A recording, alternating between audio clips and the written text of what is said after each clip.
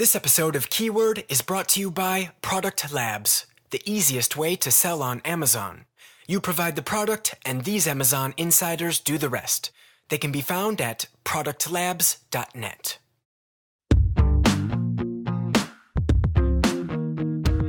I'm Kate Valentine. This is Keyword, the Amazon Insider podcast. We talk only with former and current Amazon employees to bring you authoritative and insider information to help you run your Amazon business. If you sell on Amazon, you've talked with seller support. That's who you go to for problems, questions, concerns. Any seller will tell you they get frustrated dealing with seller support. Well, in this episode, we're talking with a former Amazon leader, and he tells us how to talk with seller support so they listen. This is Tim Hughes. He used to work at Amazon as a senior product manager. You got to understand the size of the marketplace and how you position yourself within that. Tim now runs a company called Product Labs, and they help companies sell stuff online, including on Amazon. One of the things that Tim does is he talks to seller support so his customers don't have to. And he uses what he learned while working at Amazon to solve any problems his customers might have. Tim, from your time working at Amazon, did you ever interact with seller support? Yeah, actually on a regular basis. So it's very not uncommon to have seller support reach out directly to the teams, primarily product managers. This episode is all about seller support and how to talk to seller support so you actually get results. There were a lot of times where I actually took the case over from seller support, and then I ended up reaching out to the seller directly and working with them to understand what their issue was and how we could make it better for them in the future. So here's where Tim is going to help us. He's going to tell us how to talk with seller support so you feel like they're actually listening. Tim tells me one of the first things you need to know is that seller support is motivated to close your case. But what does that mean? Well, it means they're graded by Amazon on how long cases are open. The quicker they can close a case, the better. And Tim uses that to his advantage when he's trying to get a solution. I'm not doing it as a way to hurt Amazon, but I do know that the call centers are metriced on age of cases and things like that, their ability to answer. I wouldn't encourage you to keep cases open fictitiously as you put your seller account at harm, but know that you should reach a resolution. Your original intent or resolution of the case should be solved before you feel like you should let it close. Again, you can put yourself in jeopardy if you leave a false case open, but if you have a real problem and you haven't reached a resolution, don't let them close it early. But I want to start from the beginning. It's important to know the whole process. There's several ways to contact seller support, and Tim says there's a right time to use each one of them. Right. So for everybody who doesn't know, there's actually three means of contacting seller support. So they offer phone, email, and chat.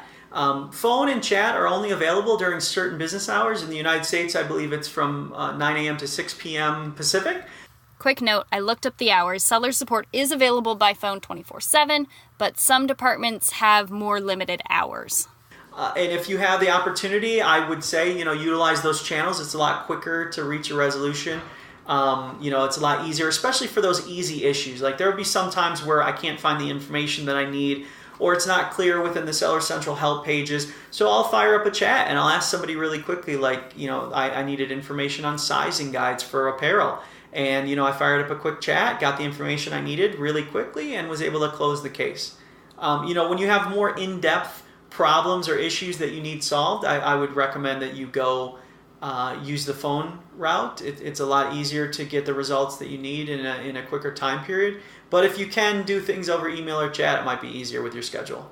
If you do reach a point where you're like, I have to call seller support, when you call them up, what's the best way to initiate that conversation to get results? Yeah, so make sure when you call them up that you have the case ID available. So every time you actually contact them, it'll open up a new case ID, but reference your original case that you had open. If you don't have one open, then don't worry about it.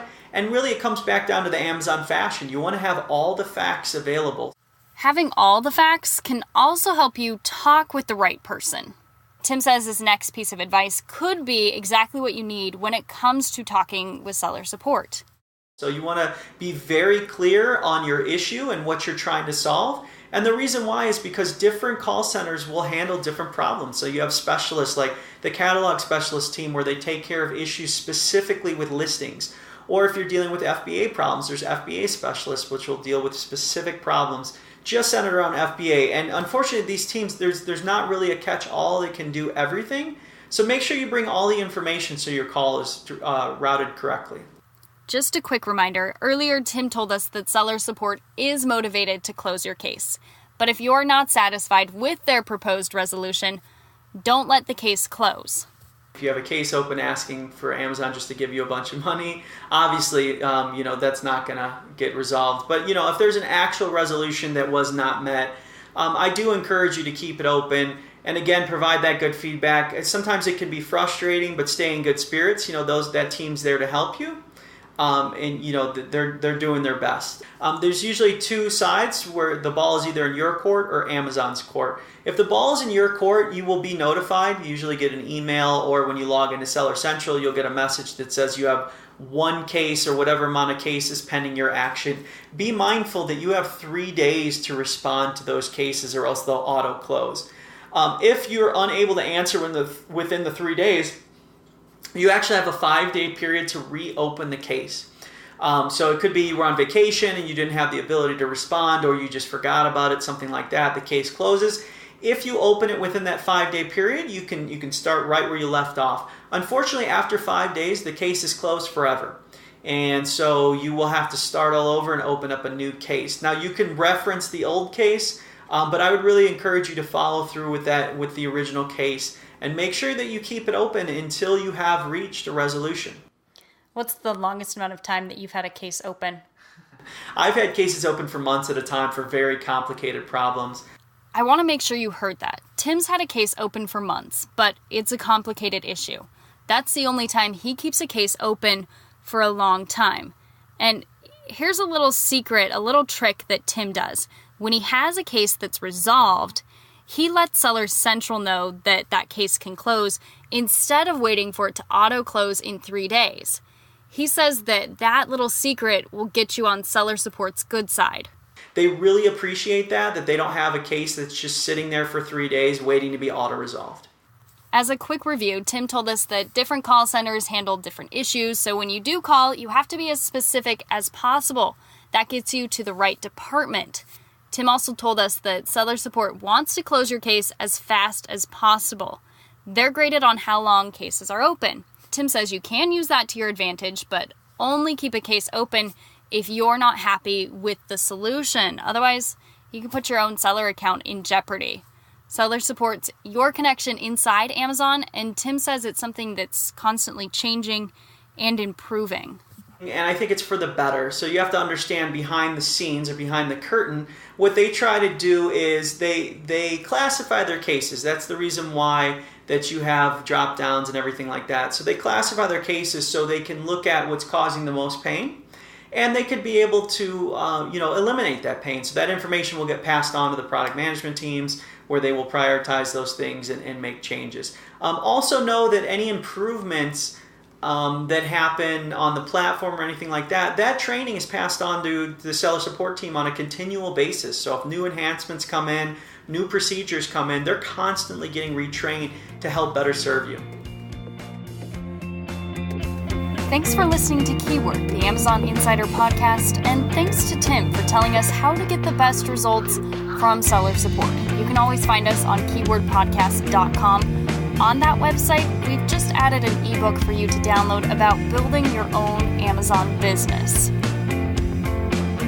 In our next episode, another Amazon Insider joins us. The 3P, the reason I'm very bullish on 3P is also because I work there, right?